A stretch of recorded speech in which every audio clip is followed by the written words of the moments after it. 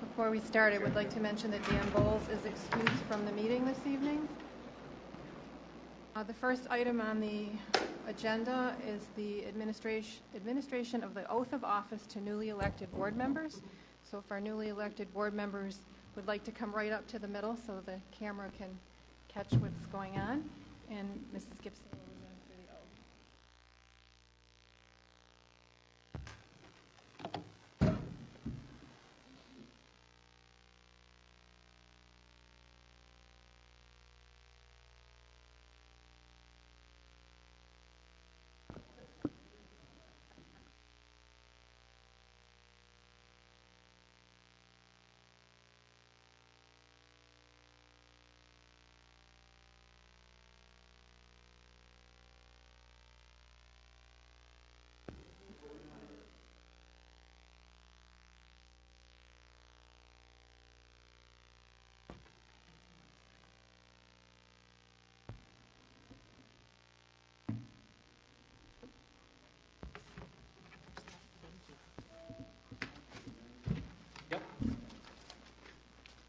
One of the items of business for tonight's meeting is the election of the President and Vice President of the Board of Education.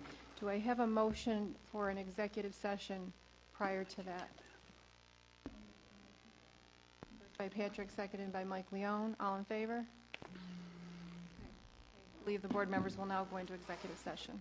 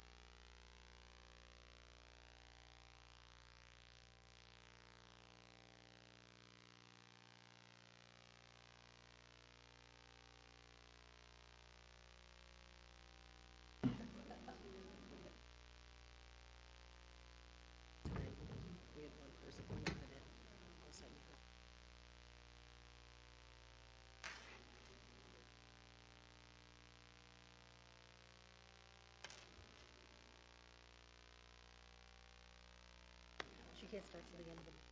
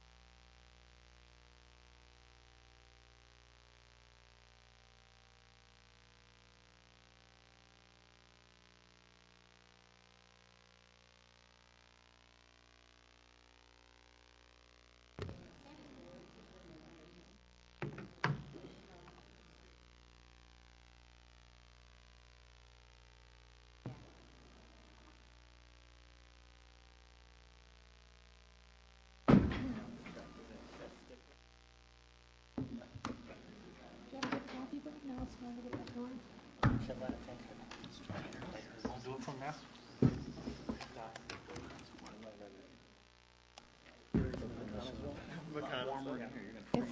It's warm in here. Do I have a motion to go back into open session? Patrick, Mary, all in favor? It's unanimous. I have a motion for the election of the President of the Board of Education. Becky? I'm motioning You can give the name. to have Vice Schuster remain as our president. You have a second? All in favor? Wait.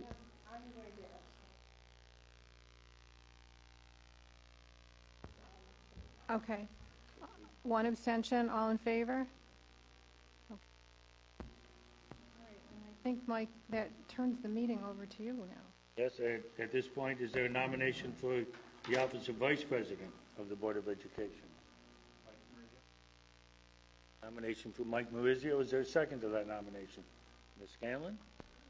All in favor? Well, we'll do in favor first, and then one abstention from Aaron. Okay, Connie. Oath of office.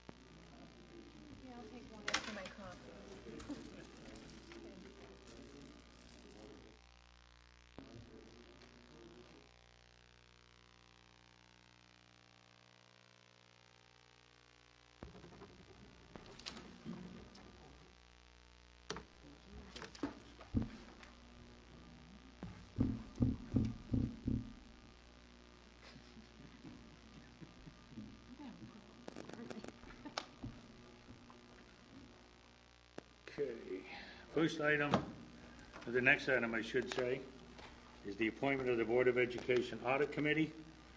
The resolution is that the North Syracuse Central School District Board of Education appoint the following individuals to serve on the Board of Education Audit Committee: Board of Education President, Board of Education Vice President. Is there a motion to do so? Mr. Leon, Mr. Harrington, all in favor? Favor or abstention? Abstention, okay.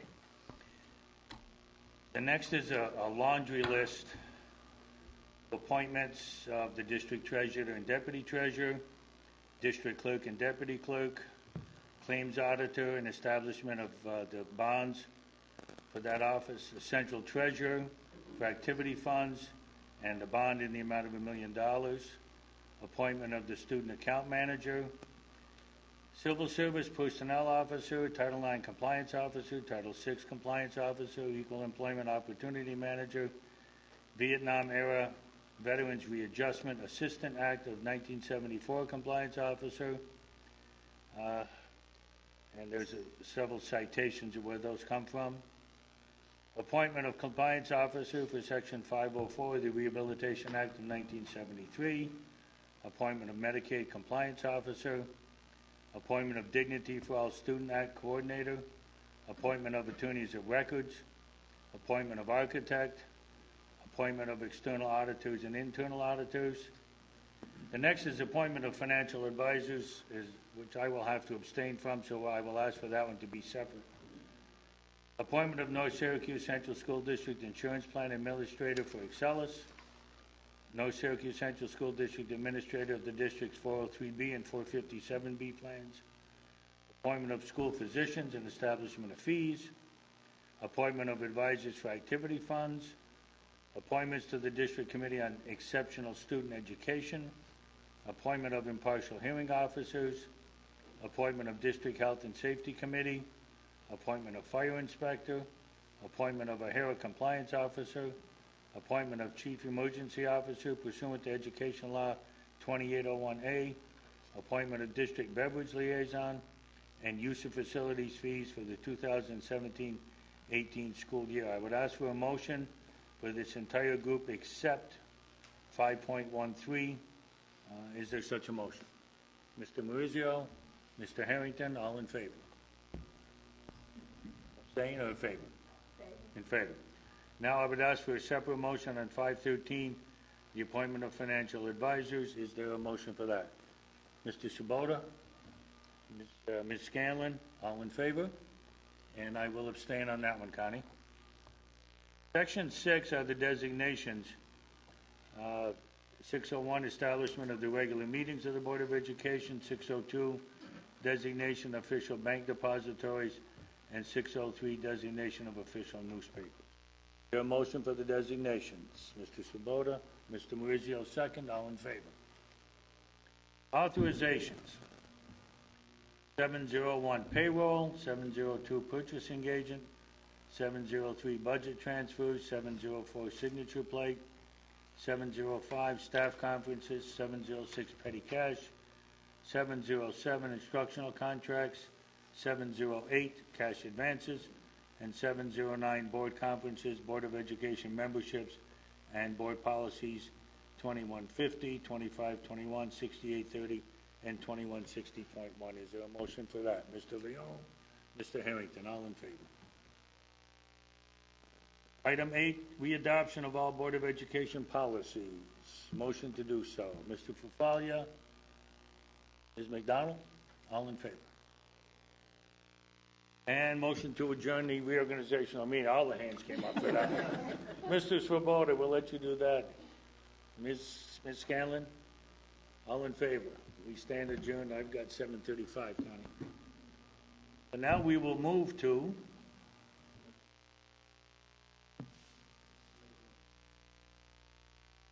we just did. Oh, you want to adjourn the second one already? I think we got to get a few things first. Oh. I can't get this foolish thing to go there. I'm a little rusty. Oh yeah, I bet if I go here, Mike, I can find it, right? Yes. Okay, here we go. Okay, we will call the second meeting to order. We will dispense with the Pledge of Allegiance. Join me in a moment of silence.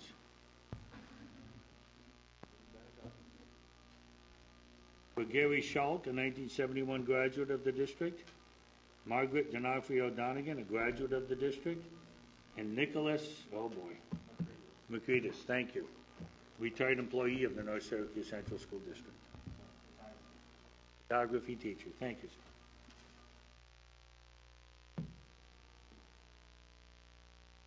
Thank you. Our presentation this evening, 2017-18, Food Services Budget Director, budget presentation, and Wendy is here tonight, Wendy Swift, who is our school lunch director. Mr. Keegan will assist, and we've got a presentation about the school lunch program.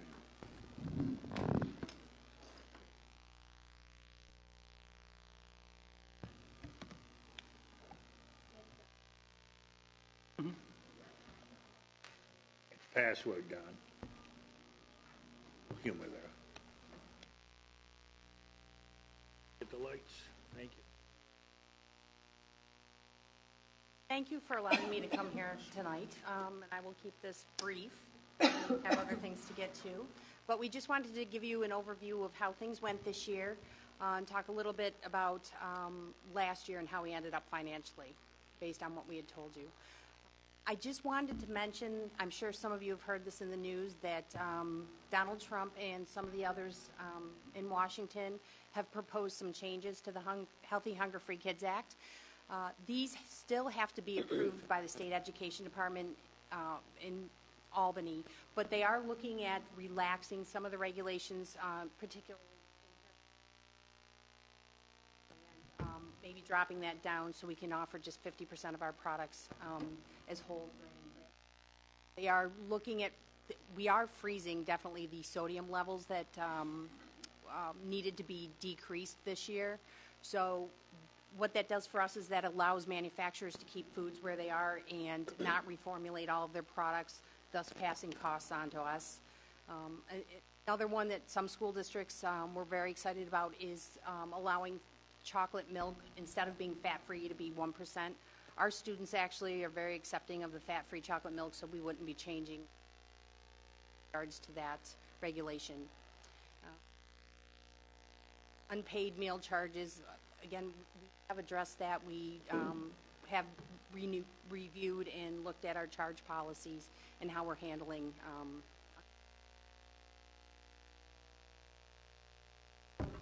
just again, we see this slide every year. I just wanted to give you a recap of our breakfast and lunch sales for this year. We have the decrease in meal sales is not as large as it has been in the past. We're kind of leveling off. The students have gotten used to the more nutritious meals that we are offering. So really, a lot of what you're seeing in these reduction of meal sales now is decrease in enrollment over the course. Yes, these are meals, yes. Yeah, so these are actual sales per day.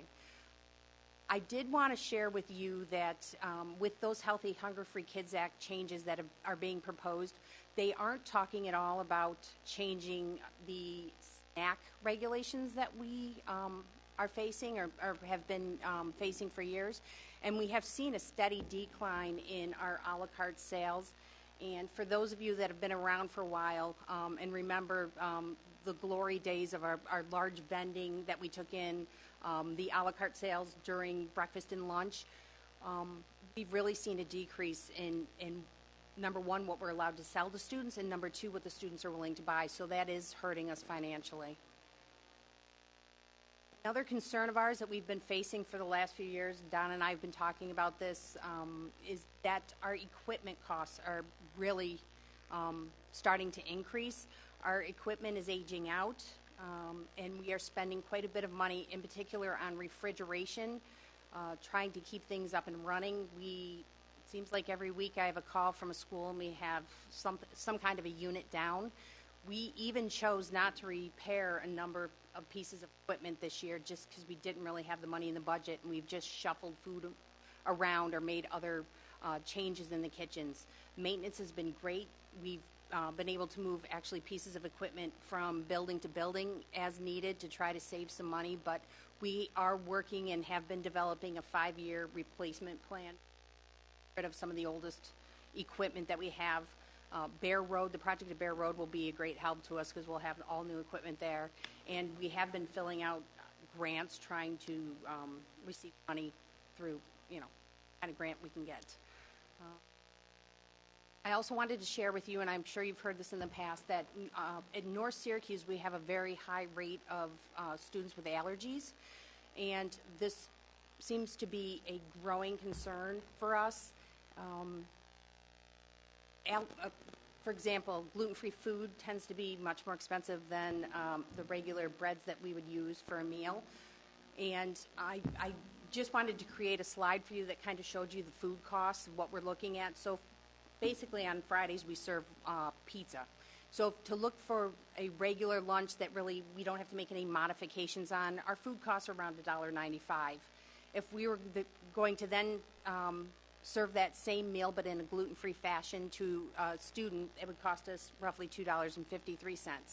And then the extreme is that we do have students with somewhat uncommon allergies, but we do have to make modifications to meals for these students. For example, we have a PKU, which is an issue with amino acids building up in the body. So a pizza meal for a PKU student would be $8.76 for us. We don't receive any additional aid back on those meals. So at times we are spending much more than we're being reimbursed for meals, and we basically have to do this. We have to make accommodations for students with disabilities. And now the USDA has deemed any student with an allergy, they're considering that a disability. So we're really kind of stuck having to do what we need to do to feed these children. We took the information that we usually give you guys and looked at it in a little bit of a different format this year, because we do always have questions on our free and reduced participation rates. So what you see here is we broke down our free and reduced participation per building, and obviously green is in breakfast, and as you can see, we're reaching students at breakfast, but we're not really doing the best job that we can. Our lunch rates are much better, and we have sent out surveys, we have talked to students, we have talked to administrators, and breakfast is always a tough meal for us. Students are getting off the bus, it's a timing issue, it's a congestion issue, so we're looking, we've looked at breakfast in the classrooms, which can wreak havoc on the educational process. We are looking at grab-and-go type products at our high school. We've opened the grab-and-go store, I don't want to call it a store, grab-and-go snack area at the high school in the morning to try to make it more accessible to students. I know we're changing some busing at the high school, trying to reach more students. Junior high, they're saying, it's kind of far for the students to walk, so I've been trying to work with one of our manufacturers to receive another gifted breakfast cart to try to stick in front of the entryway like we have at Gillette Road, and that has seemed to help a little. But we need to do more to reach and nourish these students that potentially might not be eating at home. 14% who are eligible for a free, not 14% of the children.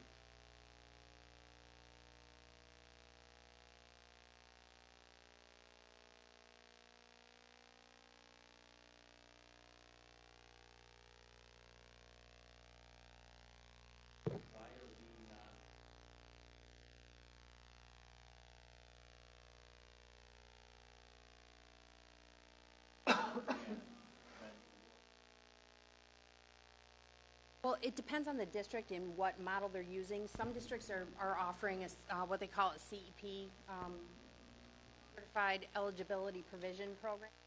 You have to have at least 40% of your students directly certified, not just free or reduced, but directly certified through SNAP or Medicaid. There are other districts that actually years ago started the grant, kind of grandfathered in. Yeah. Qualify for that. No, they started a grant years and years ago, and that's kind of been grandfathered in by the state in that particular situation.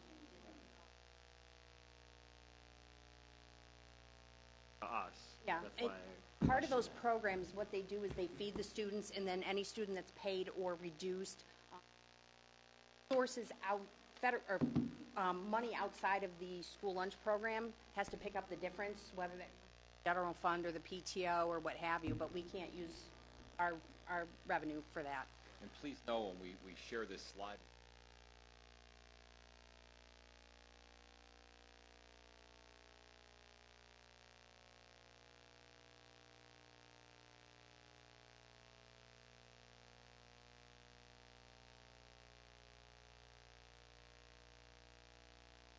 that's our concern. We don't.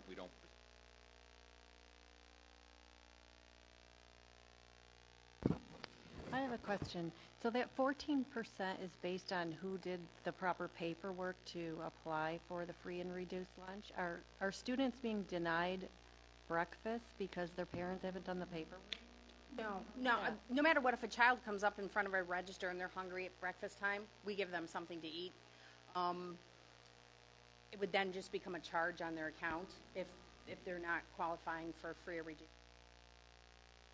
Junior high in particular, that the buses drop off in one location, they have to walk down a hall and around a corner to get in the cafeteria, and that's why we're looking for a breakfast cart in that central entryway. And evaluating some alternate busing drop-off. But I will say, tell us how. Hey, I thought we pre-qualified our students for free and reduced. Yes. So, yes, we have students that have to fill out paperwork for free and reduced, or they're directly certified. We go into the SNAP and Medicaid database 3 times a year. State Ed releases that to us, and we do a cross-reference of all of our students against the database.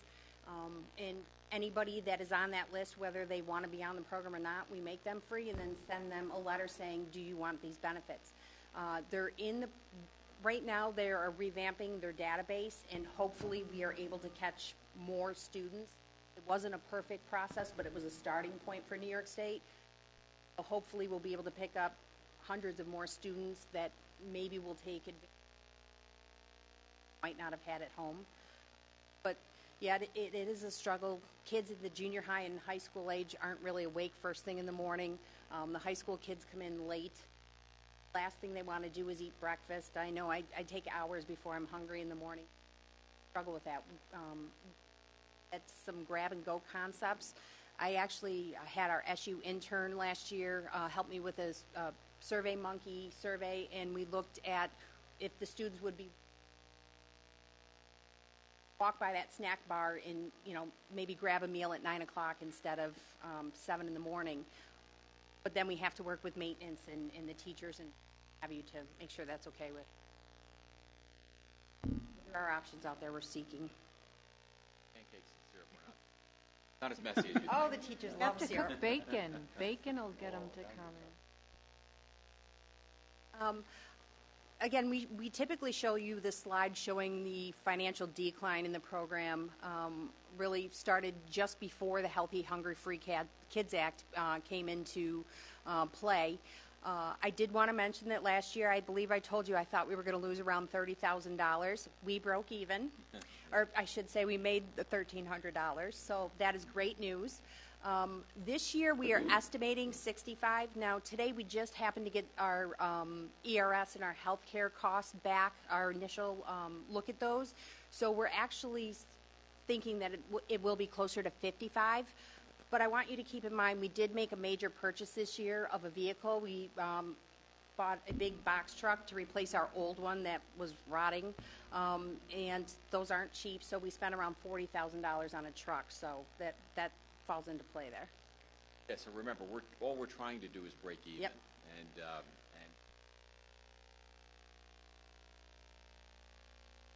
getting to that break even. Taxation of the healthy.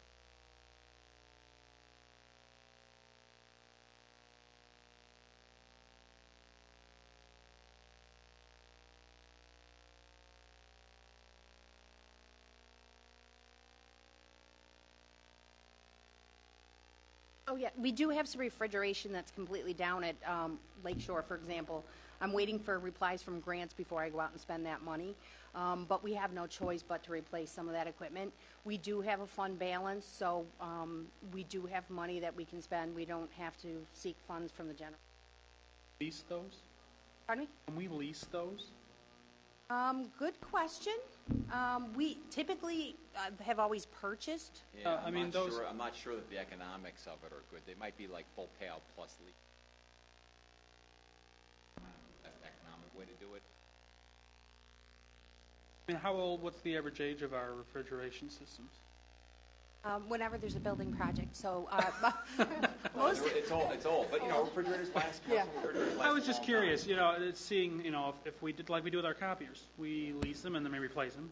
I don't know for our maintenance costs and efficiency with energy. So one of the things, yeah,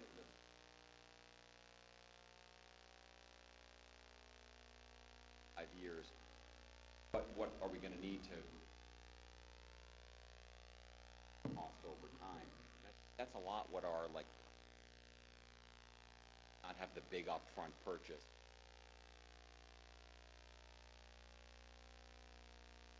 Yeah, I mean, if you're looking to replace them, I'd just be curious if you were to look into if companies out there allow a leasing program or something similar to what we're doing with some of our larger.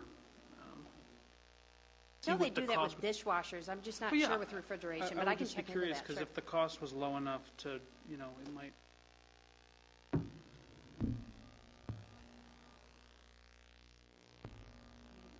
We've all seen this slide every year, but I will, I'll explain this pretty quickly because we have seen this. Basically, as part of the Healthy Hunger Free Kids Act, the federal government wanted to make sure that we are not charging less for meals than it costs to produce them, and that federal funds for free and reduced meals are not subsidizing paid meals, meaning we're charging too little for a paid meal. So the USDA has come up with a formula, and it basically says that if you are not charging $2.86 for your meals, you are not charging enough. This formula, this dollar amount changes every year, and it seems like we're always chasing this. But what I have to do is I have to find our weighted average because we have 3 price points for meals, and then look at that versus the guidelines of $2.86. And right now, our weighted average is $2.44. So no matter what, we have to increase meals. That's mandatory as part of the Healthy Hunger Free Kids Act. They can tell us we have to increase our meals at least 5 cents with a cap of 10 cents. So looking at how we did financially this year and the increases that we've had over the last few years, we're proposing a 5-cent increase. It might sound funny, but psychologically, these numbers are nice, rounded numbers. They help our cashiers make change each year. We're right in line with Liverpool and Baldwinsville's pricing. I believe Liverpool is at $2.75 for their high school. Baldwinsville is a little bit more because they're in a different program at their high school, but we're right in the middle of these 2 school districts. So I have a question. You had said that that are prepared for students at the same. Yeah, we have to charge everybody the same price. We can't really, hold anybody accountable for their allergies. I have to say that our food service staff does an amazing job because when that child comes to the register and puts their PIN number in, those dietary restrictions pop out and they have to kind of canvass that tray. You can imagine an elementary student and make sure they're not taking a food that they're allergic to. So there's a lot of monitoring. They do a great job with that. Have a lot of data.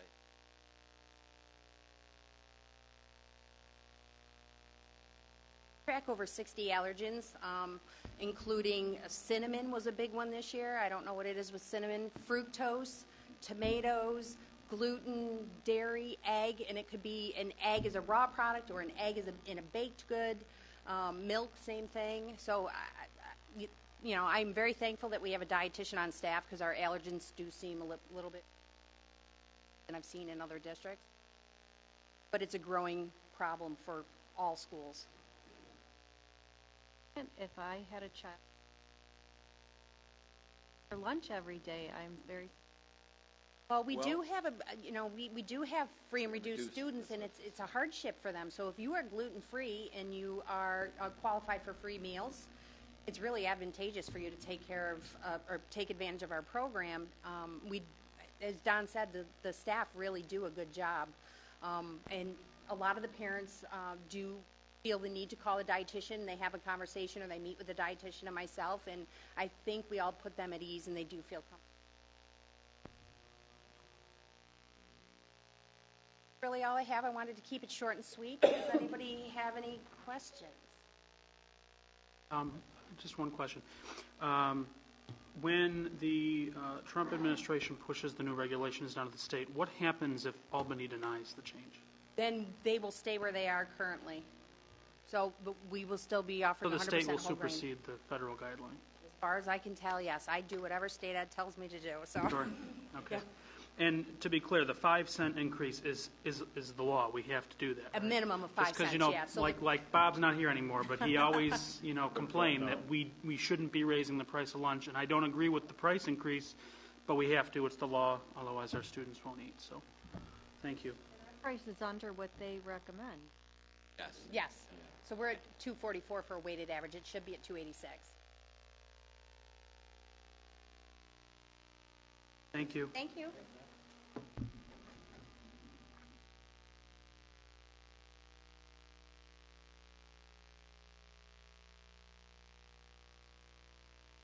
Don, can you shut that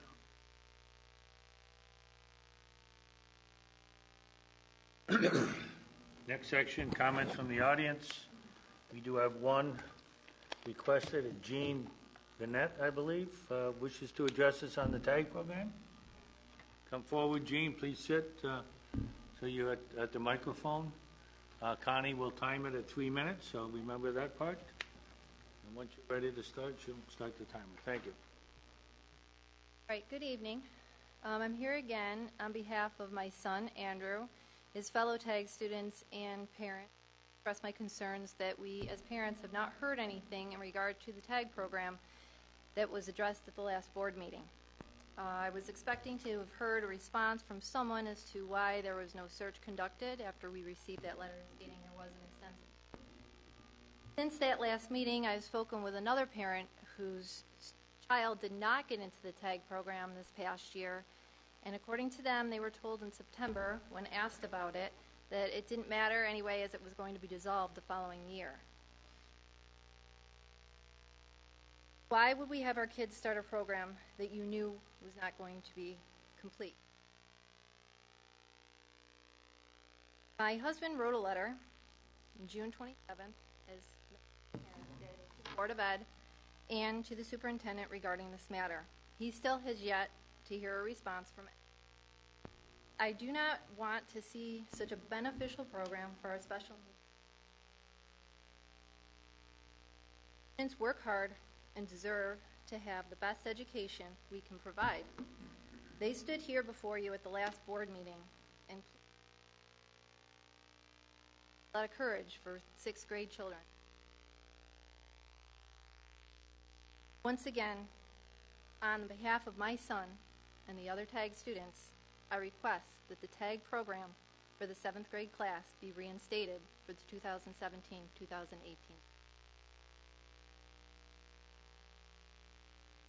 Thank you, Jean. Section 4A, board comment, board committee reports or comments. Anybody on any committees, any comments, anything exciting? Graduation was a big Oh, success. graduation, So yes. Yeah. thank you to everyone that was there. Both of you did a great job with your speeches. I always like the War Memorial a little better, but SRC is a great facility, nice and air conditioned.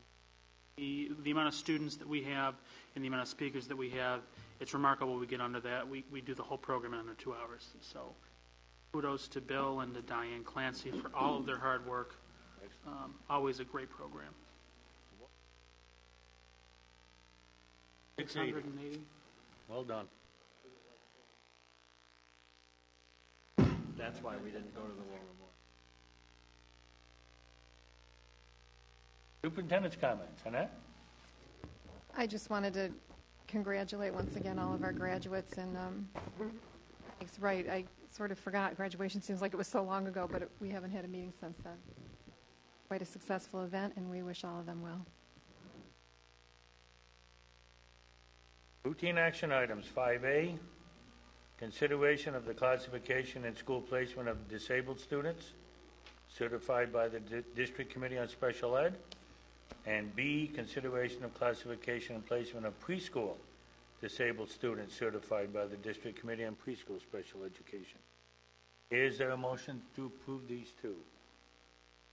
Scanlon, Ms. McDonald, all in favor?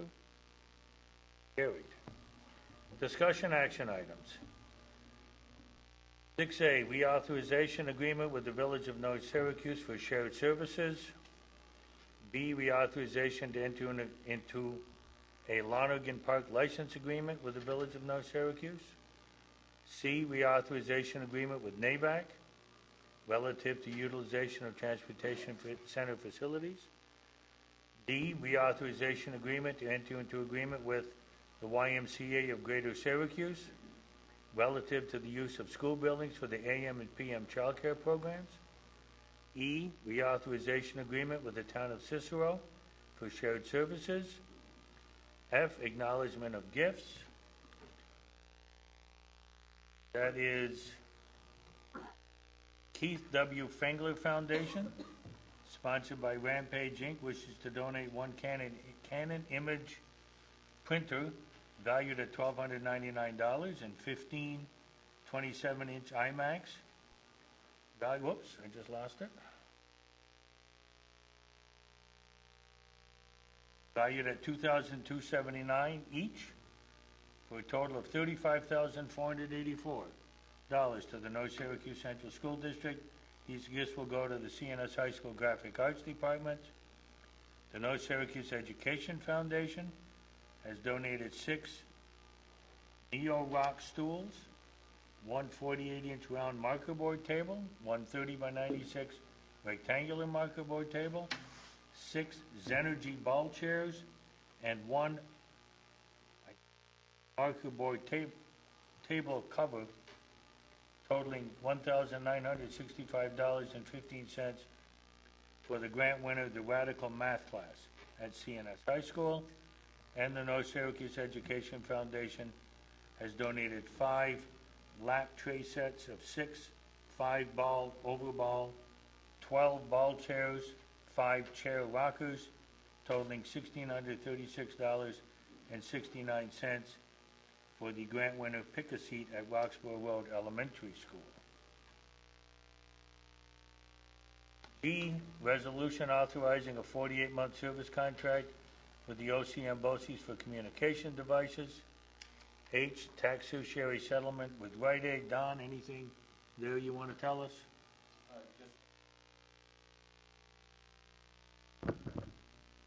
Just that the district's attorneys worked with the town to ensure that the assessments were appropriate and that those were negotiated in good faith, and that I think that the school represented well. And I, surplus of marketable vehicles. Declare marketable, whoops, I keep losing the page here because I keep. And we have the list. Several buses, the Chevy Astro van. As the board may remember, we historically have traded in these vehicles. We, several years ago, decided to try our luck with Auctions International, and it's worked out well for us. We've gotten a little more money for the buses. And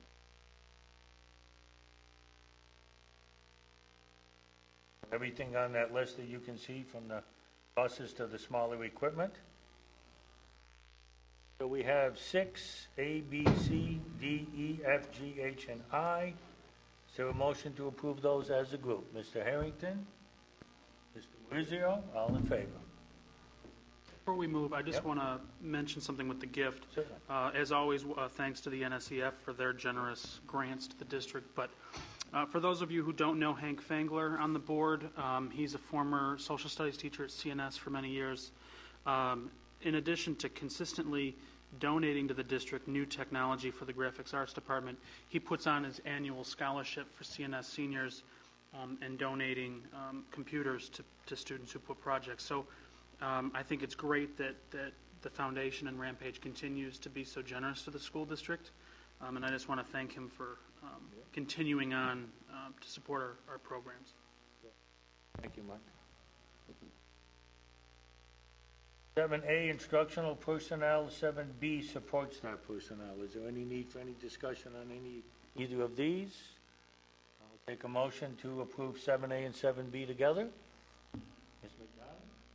Mr. Falia? All in favor? Okay, we have an abstention on that from Pat. Motion for executive session for the purpose of receiving an update on negotiations with the Transportation Bargaining Unit, to review 2 legal matters relative to potential litigation, and to review the employment record of 2 individuals with no action to follow. Is there such a motion? Mr. Maurizio, Mr. Leon, all in favor? And we'll adjourn to executive session at 8:07. 8:00, yeah.